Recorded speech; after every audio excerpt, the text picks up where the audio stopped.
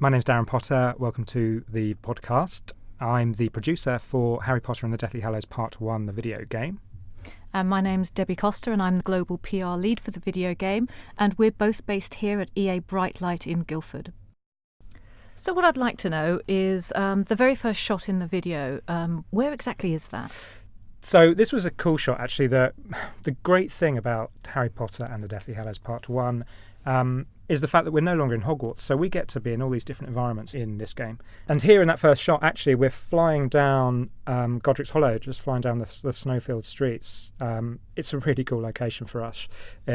All of this is set in the UK, which is great, obviously, because we're a UK-based studio. So we were able to travel around the country and just find lots of different locations, look at all of the shots from the movie, all of the unit photography from the movie, and get some ideas about how we could make this stuff look. So you've mentioned about getting the shots from the filmmakers. How close a relationship do you actually have with the filmmakers? We're lucky. We've got a really good relationship with them. The film studios, Leedston Film Studios, is only about an hour away from us in Hertfordshire. So, we can go to set visits there. Pinewood Studios, again, another set that they use quite a lot. We're probably only half an hour away from there. So we get to visit the locations quite a lot. We get to talk to their art department quite a lot. The thing that excites me about the video is that it starts off and instantly you're into the action. So tell me a little bit more about how the action is going to work in the game. In this game, we've really focused on Harry's experience outside of Hogwarts, obviously. He's on the run from Voldemort, and obviously Voldemort's minions, if you like, so the Death Eaters and the Snatchers. So it really means that he needs to use all of those skills, all of the spells he's learnt over time at school in the real world. So he's immediately on the run. He's fighting for his life. He really needs to use those spells to defend himself, really. So it's great for us, which means that the gameplay, even from the very first opening of the book, movie, game, it's action-packed from the very, very beginning. Because obviously we're following the storyline of the movie and the book very, very closely. For me, one of the most scary enemies that we've seen in the fiction has been the Inferi. I found them truly terrifying in Half-Blood Prince. And I've noticed they're in this launch trailer. They are.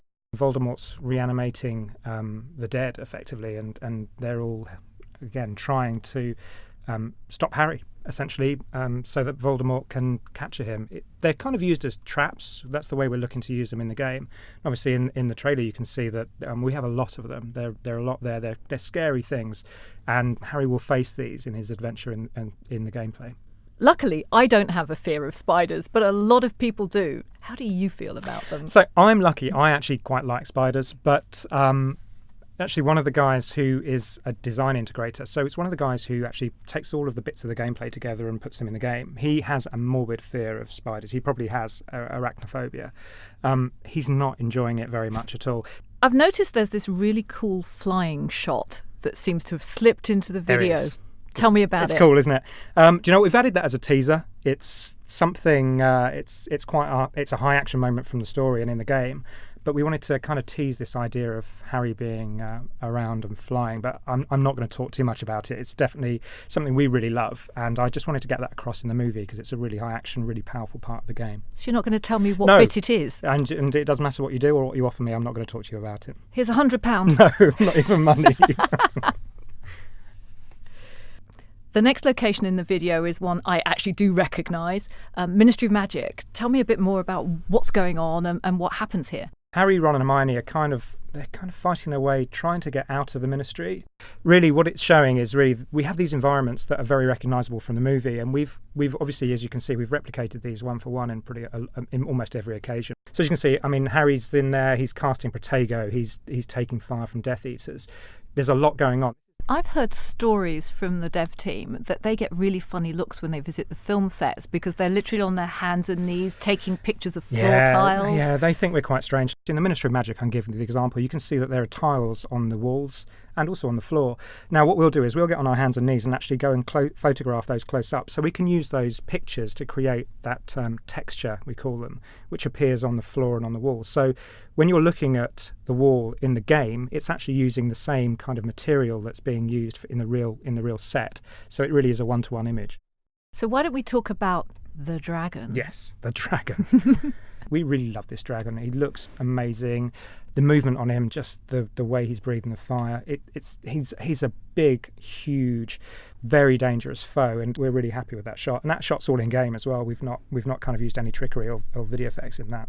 Actually, is that true of the whole video? Yeah. Is this all in-game engine? Yeah, it's absolutely everything we see there is taken through the game engine. We've not, as I say, used really any post effects or used any Maya animation, so animation in using a specific animation package. It's all animation throughout the game engine. And you've actually built this game engine from scratch. This is a brand new game engine just for this game. Yes, it is. We wanted to capture the whole idea of magic being alive and being bright and powerful, and sounding amazing, and just having all these great effects with physics. And our new tech allows us to do that. So the 360 and the PS3 are amazing level now. And also that has had the benefit of raising the Wii version as well. This seems to me the most dangerous moment of all. So talk to me about the ending of the video here. And the most obvious ending for us really was using the Dementors, because they're hardcore people. They're hardcore enemies, really. They're the guys who were originally looking after the inmates at Azkaban, and obviously now they're under the control of Voldemort. We really wanted to make sure that these guys felt like they felt as powerful as they had done in the movies, because in the movies they're fairly scary things, and they move in a really cool way, and they've got a really, really mysterious way about them. Harry, he needs to cast Expecto Patronum to be able to fend these guys off. But once you've fended one off, you never know what's going to happen. There is one more very creepy moment at the end of the video. There is. We wanted to kind of keep this air of mystery about Voldemort. So just using his eyes through the smoky clouds works really, really well. The things that we can do with Voldemort are going to be very cool for the game.